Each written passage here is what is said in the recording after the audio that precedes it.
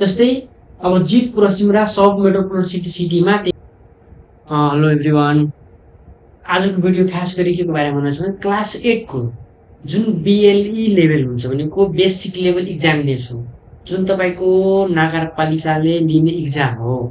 त्यो एक्जामको रिजल्ट कसरी चेक गर्ने, अब सबैको रिजल्ट्स आउने टाइम नि भइसक्यो, त्यो रिजल्ट्स कसरी चेक गर्ने आजको भिडियोमा के कुरा गर्छु भन्दाखेरि रिजल्ट कसरी चेक गर्ने, कति मार्क्स हुन्छ र एनजी लाग्यो भने के गर्न सकिन्छ, त्यो सबै डिटेलमा आजको भिडियोमा हामी कुरा गर्नेछौँ। क्लास 8 को रिजल्ट्स बीएलई कसरी चेक गर्ने। त पहिलो कुरा हामी चेक गर्छौँ कि तपाईहरुको मार्क्स कति हुन्छ र कतिसम्म मार्क्स आएपछि पास हुन्छ। त पहिलो तपाईको 100 मार्क्स, 100 मा कति हुन्छ भन्दाखेरि 50 को एक्जाम हुन्छ। 50 तपाईको प्र्याक्टिकल हुन्छ जुन स्कुलले दिने हो।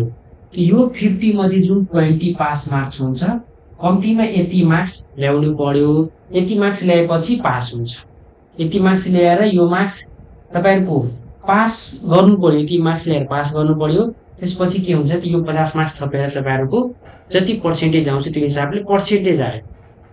त कम्तीमा कति गर्नु पर्यो त 20 मार्क्स ल्याउनु हुनु पर्यो पास गर्नको लागि।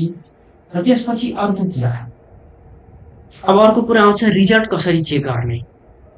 अब जुन रिजल्ट्स आउँछ त्यो रिजल्ट चेक गर्ने तरिका के छ भन्दाखेरि अब पहिलो तरिका, जब तपाईको यदि नगरपालिकाले यदि त्यस्तो सिस्टम गरिएको छ, नगरपालिकाले आफ्नो वेबसाइटमा यदि अपलोड गर्छ भने त्यहाँबाट पनि हेर्न सकिन्छ।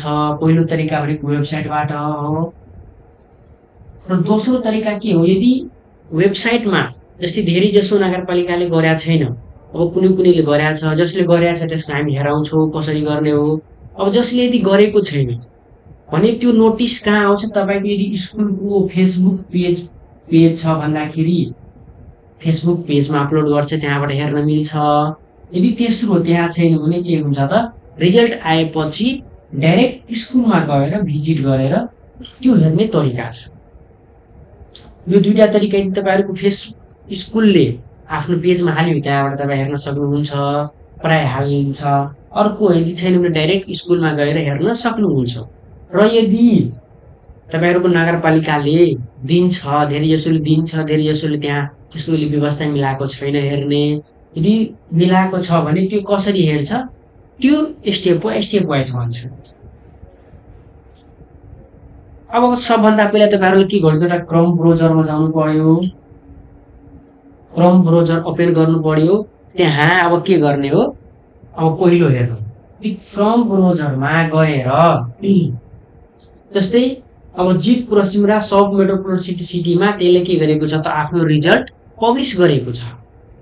त्यहाँ यसले व्यवस्था गरेको छ कि यसमा गएर हेर्न सकिन्छ। यदि तपाईहरुको कुनै नगरपालिकाले गरेको छ त्यहाँ के गर्ने हो, आफ्नो जुन नगरपालिका दिएको छ त्यो नगर, जस्तै अब काठमाडौँ छ भने काठमाडौँ, ललितपुर छ ललितपुर, जुन नगरपालिका छ त्यो नगरपालिका पहिला के गर्नु, यहाँ तपाईहरु यहाँ सर्च गर्नु, यहाँ लेख्नु, त्यसपछि सर्च गर्नु हो।